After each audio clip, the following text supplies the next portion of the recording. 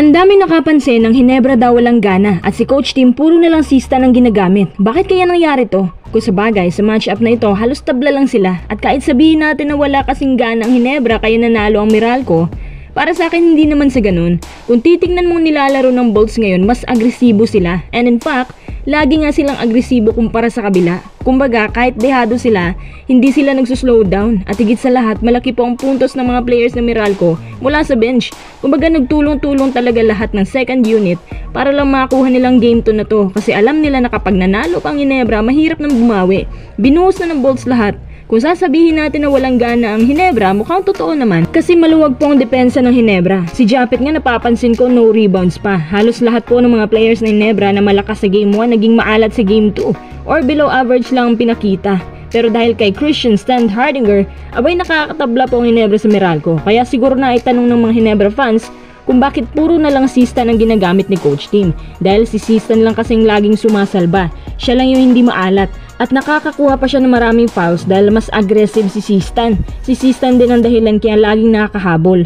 Sa dulo na ika-4 ng quarter, pumutok pa si Alain Maliksi at Chris Newsome. Mas lumayo lang ang kalamangan at yun na nga hindi na nakahabol ang Hinebra at nakatabla ang Meralco. Kilala naman si Coach Tim na pinagpapahinga niya talaga ang kanyang mga best players para magkaroon ng lakas sa next game. Hindi siya yung ura-urada na dapat yung laban laging tapos.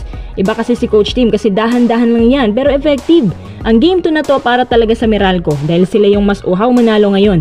Samantalang yung Hinebra daw walang gana maglaro dahil yung inaatupag daw asuka trend.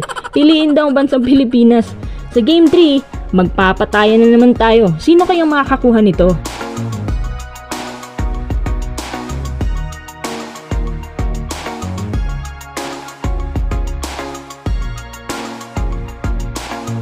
Dito naman tayo sa labanan ng Ross at SMB. Ito yung laban na talagang sobrang mismatch. Sobrang nakakaawa tingnan minsan ng Ross kasi wala silang legit na big man.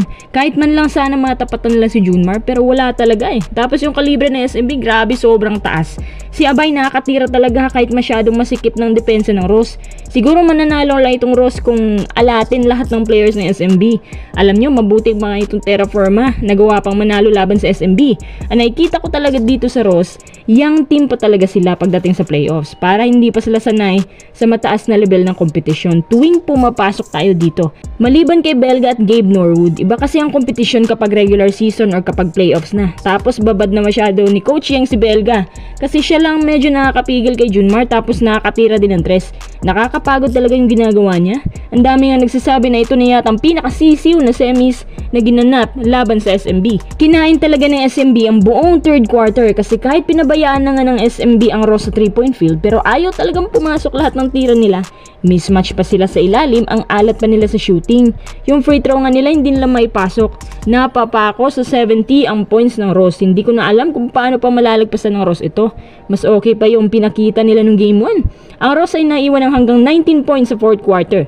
Ito yung ebidensya kumpara sa roster ng SMB na kulang sila ng quality players para pumasa sa playoffs. Kumbaga hindi sapat na puro chemistry lang. Dapat maraming shooters, may legit big man na stopper kay Junmar at dapat nakakasabay sila sa hot shooting ng SMB. Kahit ma-sweep man ang Ross dito pero ang experience na to mula pa mismo sa SMB ay isang magandang lesson sa isang young team kung paano manalo at paano maging isang contender team. Bigla ko lang naisip kung paano kaya kung TNT ang nakapasok sa semis na to. Magiging ganito kaya ang resulta ng matchup?